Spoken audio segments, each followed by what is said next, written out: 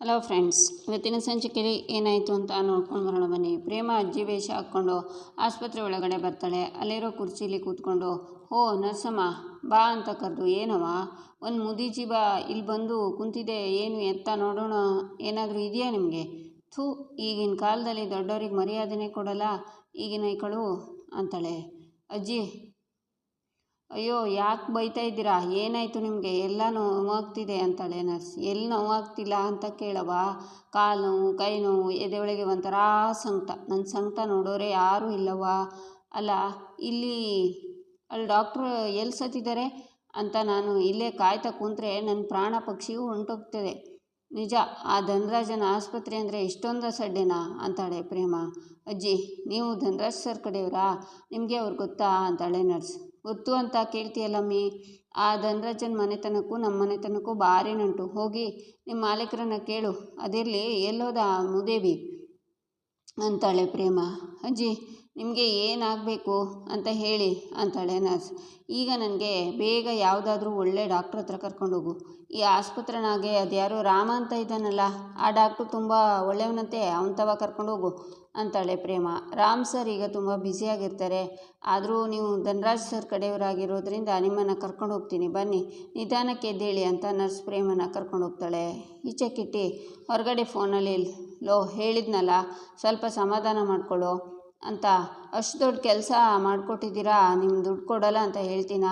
ಪಂಚಮಿ ಜೊತೆ ಮದುವೆ ಆಗಿದೆ, ಈಗ ಈ ಮನೆಗೆ ನಾನೇ ಅಳಿಯ, ಸ್ವಲ್ಪ ಟೈಮ್ ಕೊಡ್ರೋ, ನೀವು ಕೇಳಿದಷ್ಟು ಹಣ ಕೊಡ್ತೀನಿ. ಸರಿ ಫೋನ್ ಇಡು, ಯಾರಾದರೂ ನೋಡಿದರೆ ಕಷ್ಟ ಅಂತಾನೆ ಕಿಟ್ಟಿ. ಆಗ ಮಹೇಶ್ವರಿ ಬಂದು ನಿಂತ್ಕೊಂಡು ಕಿಟ್ಟಿ ಮಾತನ್ನೆಲ್ಲ ಕೇಳಿಸ್ಕೊಂಡು, ಕಿಟ್ಟಿ ಯಾರ ಹತ್ರನೋ ಮಾತಾಡ್ತಿದ್ದೆ, ಏನೋ ಅದು ದುಡ್ಡು ಮದುವೆ ಅಂತಿದ್ದೆ, ಬುದ್ಧಿ ಇದೆಯೇನೋ ನಿನಗೆ, ಆ ವಿಷಯ ಇಲ್ಲಿ ಯಾರಾದರೂ ಮಾತಾಡ್ತಾರಾ ಅಂತಾಳೆ. ಅದೇ ಅಕ್ಕ, ಆ ಚೇತನ್ನ ಮಂಟಪದಲ್ಲಿ ಎತ್ತಿದ್ರಲ್ಲ, ಅದೇ ಹುಡುಗರು ಫೋನ್ ಮಾಡಿದ್ದಾರೆ, ಕೇಳಿದಷ್ಟು ದುಡ್ಡು ಕೊಟ್ಟಿದ್ದೀನಿ ಅಕ್ಕ, ಆದರೂ ಇನ್ನೂ ಜಾಸ್ತಿ ದುಡ್ಡು ಕೊಡು ಅಂತ ಪೀಡಿಸ್ತಿದ್ದಾರೆ ಅಕ್ಕ. ಆ ಮಹಾದೇವನ ಮುಂದೆ ಏನಾದರೂ ಈ ಹುಡುಗರು ಬಾಯಿ ಬಿಟ್ಟರೆ ನನ್ನ ಮಣ್ಣಲ್ಲಿ ಹೂದ್ಬಿಡ್ತಾನಷ್ಟೇ ಅಂತಾನೆ ಕಿಟ್ಟಿ. ಯಾರೋ ಅವರೆಲ್ಲ, ಕೇಳಿದ್ದನ್ನು ಕೊಟ್ಟ ಮೇಲೂ ಇನ್ನೂ ಏನು ಅಂತೆ ಅವರದ್ದು? ನೋಡು ಕಿಟ್ಟಿ, ಇದು ತುಂಬ ಗಂಭೀರವಾದ ವಿಷಯ, ಅವ್ರು ಏನು ಕೇಳ್ತಿದ್ದಾರೋ ಅದನ್ನು ಕೊಟ್ಟು ಅವ್ರ ಬಾಯಿ ಮುಚ್ಚಿಬಿಡೋಣ ಅಂತ ಮಹೇಶ್ವರಿ ಹೇಳುವಾಗ ಕಾವ್ಯ ಅಡ್ಡ ನಿಂತ್ಕೊಂಡು ಕೇಳಿಸ್ಕೊತಿರ್ತಾಳೆ. ಗಾಬರಿ ಆಗಬೇಡ, ಆ ರೌಡಿಗಳು ಕೇಳ್ತಾ ಇರೋದನ್ನು ಕೊಟ್ಟು ಮೊದಲು ಬಾಯಿ ಮುಚ್ಚೋಣ ಅಂತಾರೆ ಮಹೇಶ್ವರಿ. ಅಷ್ಟು ನಿಧಾನಕ್ಕೆ ಗಾಬರಿನಲ್ಲಿ ಏನು ಮಾತಾಡ್ತಿದ್ದಾರೆ ಅವರು ಅಂತ ಕಾವ್ಯ ಯೋಚನೆ ಮಾಡ್ತಾಳೆ. ಆದರೆ ನೀನೇ ಚೇತನ್ನ ಕಿಡ್ನಾಪ್ ಮಾಡಿರೋ ವಿಷಯ ಯಾರಿಗೂ ಗೊತ್ತಾಗಬಾರ್ದು, ಸದ್ಯಕ್ಕೆ ನಿನ್ನ ಮೇಲೆ ಯಾರಿಗೂ ಅನುಮಾನ ಬರಬಾರ್ದು. ಆ ಪಂಚಮಿ ಈಗ ನಿನ್ನ ಹೆಂಡತಿಯಾಗಿದ್ದಾಳೆ, ನಿಧಾನಕ್ಕೆ ಅವಳನ್ನು ನೀನು ವಶ ಮಾಡ್ಕೊ ಅಂತಾರೆ ಮಹೇಶ್ವರಿ. ನನ್ನ ಅನುಮಾನ ನಿಜ ಇರಬೇಕು, ಹಣ, ಕಿಡ್ನಾಪ್, ಮದುವೆ, ಪಂಚಮಿ ಅಂತೆಲ್ಲ ಏನೇನೋ ಮಾತಾಡ್ತಿರೋ ಹಾಗಿತ್ತು ಅಂತಾಳೆ ಕಾವ್ಯ. ಅವಳೊಬ್ಳು, ನೀನು ಹೇಳಿದ ಹಾಗೆ ಕೇಳಿದರೆ ಸಾಕು, ಆಮೇಲೆ ಈ ವಿಷಯ ಯಾರಿಗೆ ಗೊತ್ತಾದರೂ ನಾವು ಭಯಪಡೋ ಅವಶ್ಯಕತೆ ಇಲ್ಲ. ನೋಡು ಕಿಟ್ಟಿ, ಪಂಚಮಿ ಮನಸ್ಸು ಇನ್ನೂ ಆ ಹಳೆ ಪ್ರೇಮಿ ಹತ್ರನೇ ಇದೆ, ಅದನ್ನು ಮರೆಸೋದಕ್ಕೆ ನೀನಿವತ್ತು ದೇವಸ್ಥಾನಕ್ಕೆ ಅವಳನ್ನು ಕರ್ಕೊಂಡು ಹೋಗು. ನಿನ್ನ ಜೊತೆ ಸ್ವಲ್ಪ ಹೊರಗಡೆ ಸುತ್ತಾಡಿದರೆ ನಿನ್ನ ಮಾತು ಕೇಳ್ಬೋದು. ನಾನು ಹೋಗಿ ಅಕ್ಕನ ಹತ್ರ ಪರ್ಮಿಷನ್ ತೊಗೋತೀನಿ, ನೀನು ರೆಡಿಯಾಗಿರು ಅಂತಾರೆ ಮಹೇಶ್ವರಿ. ಆಗ ಕಾವ್ಯಂಗೆ ಮಹೇಶ್ವರಿ ಮದುವೆ ದಿನ ಪಂಚಮಿ ಸ್ಟೋರ್ ರೂಮ್ ಕಡೆ ಓಡೋಗ್ತಾ ಇದ್ಲಂತೆ, ಏನಾದರೂ ಮಾಡ್ಕೋಬೋದು ಅಂತ ಯಾರೋ ಹೇಳಿದ್ದು, ಬೇಗ ಹೋಗಿ ಪಂಚಮಿನ ತಡೀರಿ, ನಾನು ಅಕ್ಕನ ಕರ್ಕೊಂಡು ಬರ್ತೀನಿ ಹೋಗಿ ಅಂದಿದ್ದು.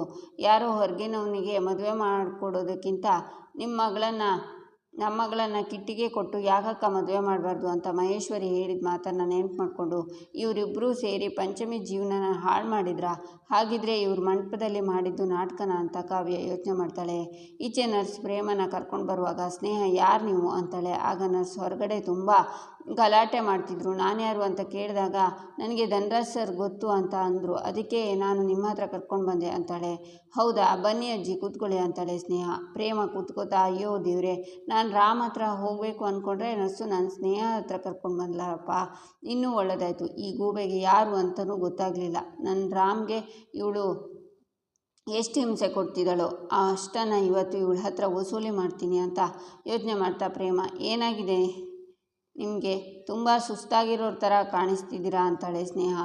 ಏನಂತ ಹೇಳಲ್ಲವ, ಈ ಮುದಿ ಜೀವ ಪಡ್ತಾ ಇರೋ ಪಾಡು ಆ ಭಗವಂತನಿಗೆ ಗೊತ್ತು. ಈ ವಯಸ್ಸಾದಮೇಲೆ ಒಂದು ನೆಟ್ಟಗಿಲ್ಲ ತಾಯಿ, ಒಂದು ಕಡೆ ತಿನ್ನೋಕ್ಕಾಯ್ತಿಲ್ಲ, ಕಾಲು ನೋಯ್ತಿದೆ, ಕುಂತ್ಕೊಳ್ಳೋಕ್ಕಾಯ್ತಿಲ್ಲ, ರಾತ್ರಿ ಕಣ್ಣಿಗೆ ನಿದ್ದೆನೇ ಬರೋಕ್ಕಿಲ್ಲ ತಾಯಿ, ಎಲ್ಲೆಲ್ಲೋ ನೋವ್ತಿದೆ ಕಣವ ಅಂತಾಳೆ ಪ್ರೇಮ. ಅಷ್ಟೊಂದು ತೊಂದರೆ ಇದೆಯಾ? ಸರಿ, ನೀವೇನು ಟೆನ್ಷನ್ ಮಾಡಬೇಡಿ, ನಮ್ಮ ಹಾಸ್ಪಿಟ್ಲ್ನಲ್ಲಿ ಒಬ್ಬರು ಒಳ್ಳೆ ಡಾಕ್ಟ್ರ್ ಇದ್ದಾರೆ, ನಿಮಗೆ ಅವ್ರ ಹತ್ರನೇ ಟ್ರೀಟ್ ಮಾಡಿಸ್ತೀನಿ, ಓಕೆನಾ? ನರ್ಸ್, ಡಾಕ್ಟ್ರ್ ರಾಮ್ಗೆ ಬರೋಕ್ಕೆ ಹೇಳಿ ಅಂತಾಳೆ ಸ್ನೇಹ. ನರ್ಸ್ ಹೋಗ್ತಾರೆ. ಅಜ್ಜಿ, ಇವತ್ತು ಡಾಕ್ಟ್ರ್ ರಾಮ್ ಅವರು ಬಂದು ಟ್ರೀಟ್ ಮಾಡ್ತಾರೆ, ಅವರಿಗೆ ತುಂಬ ಎಕ್ಸ್ಪೀರಿಯನ್ಸ್ ಇದೆ, ನಿಮ್ಮ ನೋವೆಲ್ಲ ವಾಸಿ ಮಾಡ್ತಾರೆ ಅಂತಾಳೆ ಸ್ನೇಹ. ಹೌದಾ ತಾಯಿ, ತುಂಬ ಪುಣ್ಯ ಬರುತ್ತೆ ನಿಮಗೆ. ಈ ಅಜ್ಜಿನ ಡಾಕ್ಟ್ರ್ ರಾಮ್ಗೆ ಜಾಗ್ರತೆಯಿಂದ ನೋಡ್ಕೊಳ್ಳೋಕೆ ಹೇಳವಾ ಅಂತಾಳೆ ಪ್ರೇಮ. ಸರಿ ಅಜ್ಜಿ ಅಂತಾಳೆ ಸ್ನೇಹ. ಅವ್ವ ಬಾ ಇಲ್ಲಿ ಅಂತ ಸ್ನೇಹನ ಕರೆದು, ಹಾಗೆ ನೀನು ಆ ಧನರಾಜನ ಮಗಳಲ್ವಾ? ತೇಟ ಆ ಮನುಷ್ಯನ ಮುಖಲಕ್ಷಣಗಳೇ ಇದ್ದಾವೆ ಅಂತಾರೆ ಅಜ್ಜಿ. ಹೌದು ಅಜ್ಜಿ, ನಾನು ಅವ್ರ ಮಗಳೇ. ನೀವು ಯಾವಾಗ ನೋಡಿದ್ರಿ ಅಂತಾಳೆ ಸ್ನೇಹ. ನೀನು ಚಿಕ್ಕವಳಿದ್ದಾಗ ಇಷ್ಟು ಇದ್ದೆ, ಗೂಬೆ ಇದ್ದಂಗೆ ಇದ್ದೆ ಅಂತಾಳೆ ಪ್ರೇಮ.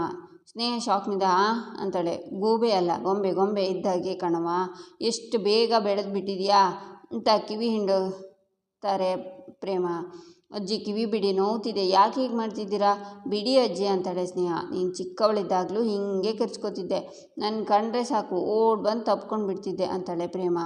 ಅಜ್ಜಿ ಕಿವಿ ಬಿಡಿ ಅಜ್ಜಿ, ನೋವ್ತಿದೆ, ನೀವು ಯಾರು ಅಂತಲೇ ನನಗೆ ಗೊತ್ತಿಲ್ಲ ಅಂತಾಳೆ ಸ್ನೇಹ. ಅಯ್ಯೋ ನಿನ್ನ ಅಂತ ಕಿವಿ ಬಿಟ್ಟು ಸ್ನೇಹನ ಮೂಗನ್ನು ಹಿಡ್ಕೋತಾಳೆ ಪ್ರೇಮ. ಅಯ್ಯೋ ಮೂಗು ಬಿಡಜ್ಜಿ, ನೋವ್ತಿದೆ ಅಂತ ಕೂಗ್ತಾಳೆ ಸ್ನೇಹ. ಏನಮ್ಮ ನೆನ್ಪು ಮಾಡ್ಕೋ ಅಂತಾಳೆ ಪ್ರೇಮ. ಅಯ್ಯೋ ಅಜ್ಜಿ ಬಿಡು, ನನ್ನ ಮೂಗು ಯಾಕೆ ಹಿಂಗೆ ಹಿಡ್ಕೋತಿದ್ಯಾ ಅಂತಾಳೆ ಸ್ನೇಹ. ಮೊದಲು ನಿನ್ನ ಹೆಸರು ಹೇಳು, ಆಮ್ಯಾಕೆ ಬಿಡ್ತೀನಿ ಅಂತಾಳೆ ಪ್ರೇಮ. ಅಜ್ಜಿ ನನ್ನ ಹೆಸರು ಸ್ನೇಹ ಅಂತ, ಬಿಡಿ ನನ್ನ ಮೂಗು. ನರ್ಸ್ ಯಾರಿದ್ದೀರಾ, ಬನ್ನಿ ಇಲ್ಲಿ ಅಂತ ಕೂಗ್ತಾಳೆ ಸ್ನೇಹ. ಎಷ್ಟು ಮುದ್ದಾಗಿದೆಯಾ ಅಂತ. ಇರು, ಇನ್ನೂ ಶ್ಯಾಂಪಲ್ ಕಣೆ ಇದು. ಸ್ನೇಹ, ನನ್ನ ರಾಮ್ಗೆ ಎಷ್ಟು ನೋವು ಕೊಟ್ಟಿದ್ಯಾ, ಅದಕ್ಕೆ ಇವತ್ತು ಈ ಅಜ್ಜಿಯಿಂದ ನಿನಗೆ ಸರಿಯಾದ ಪ್ರಸಾದ ಸಿಗುತ್ತೆ, ನೋಡ್ತಿರು ಅಂತ ಯೋಚನೆ ಮಾಡ್ತಾಳೆ ಪ್ರೇಮ. ಈಚೆ ಪಂಚಮಿ ಸ್ನಾನ ಮಾಡಿ ತಲೆ ಒರೆಸ್ಕೊತಿರ್ತಾಳೆ. ಆಗ ಕಿಟ್ಟಿ ಹಿಂದಿನಿಂದ ಬಂದು ಅವಳನ್ನು ನೋಡ್ತಾ ಬೆನ್ನು ಮುಟ್ಟಬೇಕು ಅನ್ನುವಾಗ ಸಿಟ್ಟಿಂದ ಪಂಚಮಿ ತಿರುಗ್ತಾಳೆ. ಮತ್ತೆ ಹೆದರ್ಕೊಂಡೆ ಪಂಚಮಿ, ನಾನಿನ್ನ ಗಂಡ, ನನ್ನನ್ನು ನೋಡಿ ಹೆದರ್ಕೋಬೇಡ ಅಂತ ಹೇಳಿಲ್ವ ನಿನಗೆ?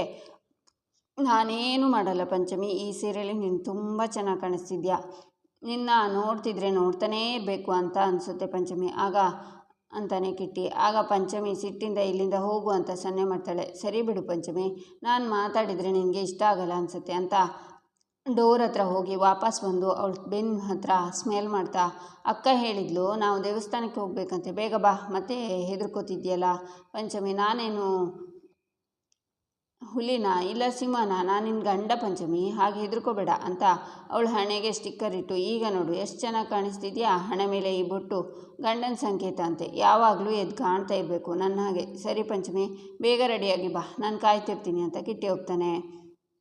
ಈಚೆ ಸ್ನೇಹ BP ಚೆಕ್ ಮಾಡೋದಕ್ಕೆ ಅಜ್ಜಿ ಕೈನ ಇಟ್ಕೋತಾಳೆ. ಏನವ್ವ ಕೈನ ಹಿಂಗೆ ಇಟ್ಕೋತಿದ್ಯಾ, ಹಿಂಗೆ ಇಟ್ಕೊಂಡ್ರೆ ರಕ್ತ ಹೆಪ್ಪುಗಟ್ಟದೆ ಇರ್ತದ ಅಂತಾಳೆ ಅಜ್ಜಿ. ಅಜ್ಜಿ ಏನೂ ಆಗಲ್ಲ, ಇದು BP ಮಿಷನ್ ಅಜ್ಜಿ, BP ಎಷ್ಟಿದೆ ಅಂತ ತೋರಿಸುತ್ತೆ ಅಂತಾಳೆ ಸ್ನೇಹ. ಒಳ್ಳೆ ಕೊಳವೆ ಇದ್ದಂಗೆ ಇದೆ ಅವ್ವ, ನಿನ್ನ ಕಿವಿ ಹಿಂದೆ ಅನ್ನೋ ಕೋಪಕ್ಕೆ ನನ್ನ ಕೈ ಮುರಿಬೇಕು ಅಂತ ಯೋಚನೆ ಮಾಡಿದ್ಯೋ ಹಿಂಗೆ ಅಂತಾಳೆ ಪ್ರೇಮ. ಹಾಗೆಲ್ಲ ಏನೂ ಇಲ್ಲ, BP ಚೆಕ್ ಮಾಡುತ್ತೆ, ಇದು ನಂಬರ್ ತೋರಿಸುತ್ತೆ ಅಂತಾಳೆ ಸ್ನೇಹ. ಇಲ್ಲಿ ಗಾಳಿ ಉರಿದಿದ್ರೆ ಅಲ್ಲಿ ನಂಬರ್ ಹೆಂಗೆ ತೋರಿಸುತ್ತೆ, ಗೂಬೆ ಗೊಂಬೆ ಅಂತಾಳೆ ಪ್ರೇಮ.